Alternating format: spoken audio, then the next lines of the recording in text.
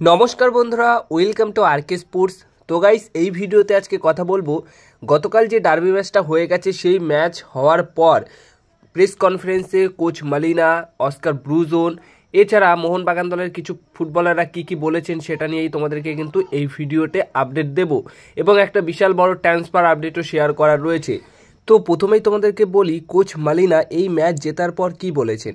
তো তিনি বলেছেন প্রথমেই সাংবাদিক বৈঠকে যে আমার মনে হয় ঠিকই ফল হয়েছে, এটা আমরা সুযোগগুলো কাজে লাগাতে পারিনি। ভালো ফল পেতে হলে তো গোল করতে হয়, আমরা আরও গোল করার মতো জায়গা ছিলাম না। তবে আমরা খুশি কারণ আমরা 3টে পয়েন্ট পেয়েছি, গুরুত্বপূর্ণ 3টে পয়েন্ট। যদি আরও গোল করতে পারতাম তবে হয়তো আরও বেশি খুশি হতাম, কারণ সুযোগ ছিল। আজ হয়তো আমাদের সেরা দিন ছিল না, তবে সবচেয়ে গুরুত্বপূর্ণ বিষয় আরও 3টে পয়েন্ট টেবিলে যোগ হলো। আমাদের মূল লক্ষ্য তো সেই শিল্ড জেতা, তার জন্য আরও কাছে পৌঁছে গেলাম, এই কথাটাই বলেন। তারপর দলের পারফরমেন্স নিয়ে বলেন যে যখন ইস্টবেঙ্গল এসসি লাল কার্ড দেখে তারপর থেকেই আমরা খারাপ খেলতে শুরু করি।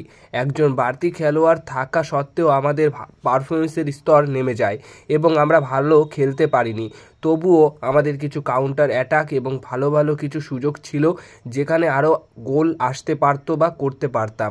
তবে ফাইনাল থার্ডে গিয়ে ভালো সিদ্ধান্ত নিতে পারিনি আমরা। শেষ দিকে আমরা কিছুটা চাপে পড়ে যাই কারণ ওরা বক্সে ক্রস দিচ্ছিল।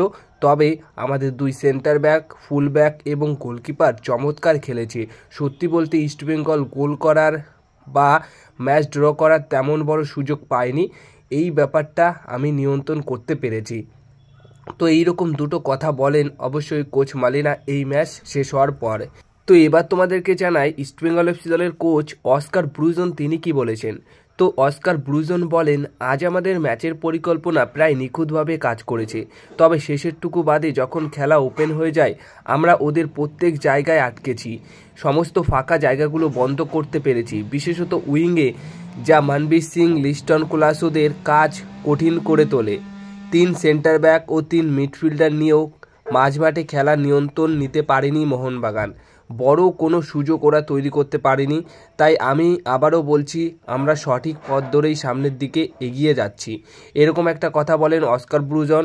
এর পাশাপাশি অস্কার তার দলের খেলোয়াড়দের প্রশংসা নিয়ে বলেন যে ফল হয়েছে তা প্রত্যাশিত ছিল না, কিন্তু আমাদের দলের ছেলেদের প্রচেষ্টা প্রশংসা করতেই হবে। তারা যথেষ্ট পরিশ্রম করেছে এবং 10 জন নিয়ে খেলার পরও আমরা সুযোগ তৈরি করতে পেরেছি। বিশেষত সেট পিস থেকে শেষ দিকে বিশেষ কিছু সুযোগ তৈরি হয়েছিল। আগেও বলেছি, যখন আমরা জিতি আমরা একসঙ্গে জিতি, যখন হারি একসঙ্গেই হারি, কিন্তু ব্যক্তিগত ভুল নিয়ন্ত্রণের বাইরে। এটা সত্যি চিন্তার বিষয়, কারণ আমরা এর সমাধান খুঁজে পাচ্ছি না এবং একই ভুল বারবার করছি।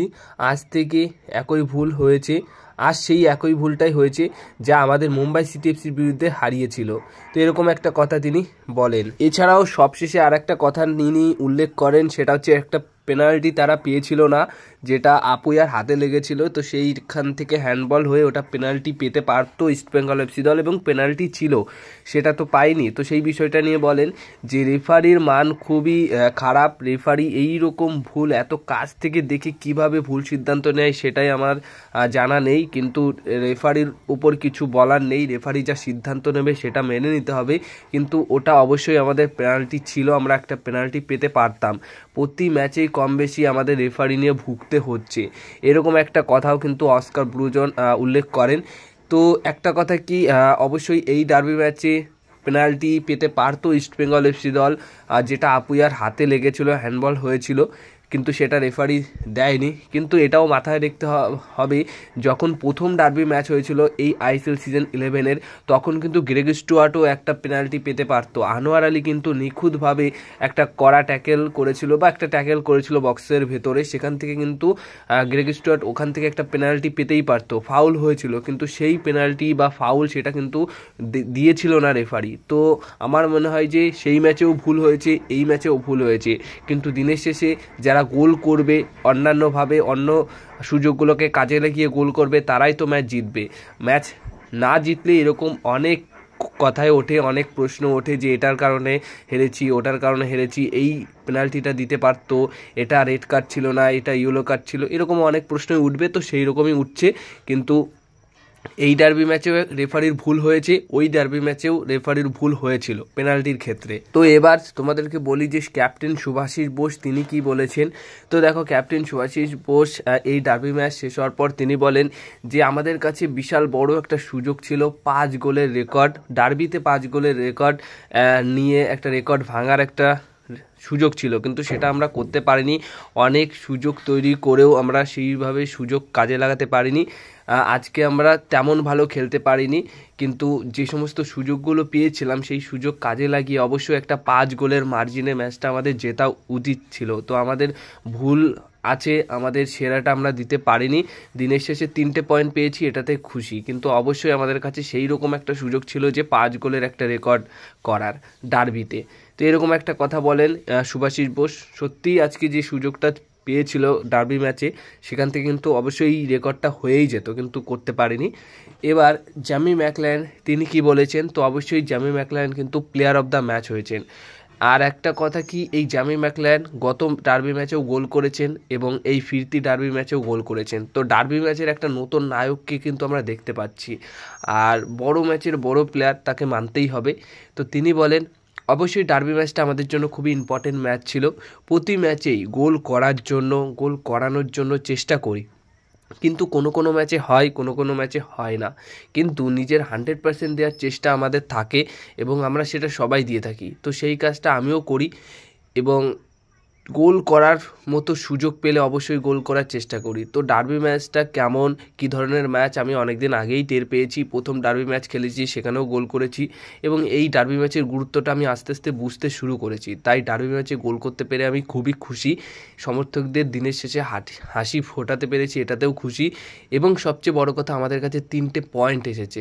পয়েন্টস টেবিলে এই 3টে পয়েন্ট অনেকটাই গুরুত্বপূর্ণ, যেটা আমরা নিতে পেরেছি। তাই খুবই খুশি। ভবিষ্যতেও এরকম ভালো ম্যাচ উপহার দিতে চাই এবং ম্যাচ জিততে চাই। তো এরকমই কথা বলেন অবশ্যই জ্যামি ম্যাকলারেন। তো এই কটাই বিষয় তোমাদেরকে জানানোর ছিল। এবার সবশেষে যে বিষয়টা তোমাদেরকে জানাবো সেটা হচ্ছে এশিয়ান ফুটবলে এই বিষয়টা নিয়ে কিন্তু বেশ আলোচনা চলছে। সেটা কি হচ্ছে, সেটা হচ্ছে উজবেকিস্তানের একজন 20 বছর বয়সী ফুটবলারকে কিন্তু ইপিএলের টিম ম্যানচেস্টার সিটি সই করিয়ে নিল। 20 বছর বয়সী একজন উজবেকিস্তানের ফুটবলারকে তোমরা এবার ইপিএলে ম্যানচেস্টার সিটি এফসি দলের হয়ে খেলতে দেখতে পারবে। আর সেই ফুটবলারটির নাম হচ্ছে আব্দুকাদির খাউসানভ।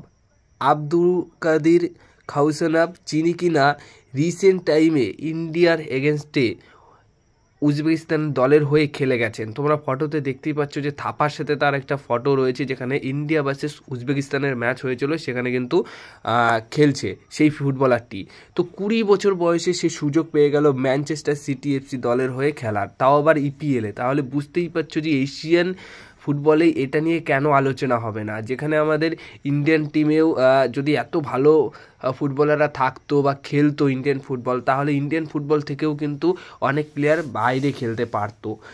তো বাইরে খেলা বাদই দিলাম, বুঝতে পারছো, বাইরেরটা বাদই দিলে, কিন্তু উজবেকিস্তানের ফুটবল এতটাই ভালো যে উজবেকিস্তান থেকে কোনো উজবেকিস্তান ফুটবলার এবার ম্যানচেস্টার সিটি এফসি দলের হয়ে খেলবে, তাও আবার 20 বছর বয়সে, মানে সেরা সাইনিং। এই সাইনিংটা নিয়ে তো রীতিমতো এখন কিন্তু এশিয়ান ফুটবলে আলোচনা চলছে।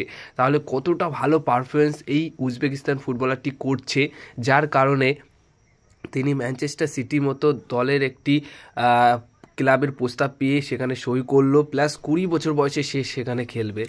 আর এটা তো ভাবলেই অবাক লাগছে যে এত ভালো পরিকাঠামো উজবেকিস্তানের ফুটবলারদের, মানে বিশাল বিশাল বড় অ্যাচিভমেন্ট তাদের। আর অবশ্যই উজবেকিস্তান ফুটবলাররা কিন্তু যথেষ্ট ভালো, যথেষ্ট বলতে অনেকটাই ভালো।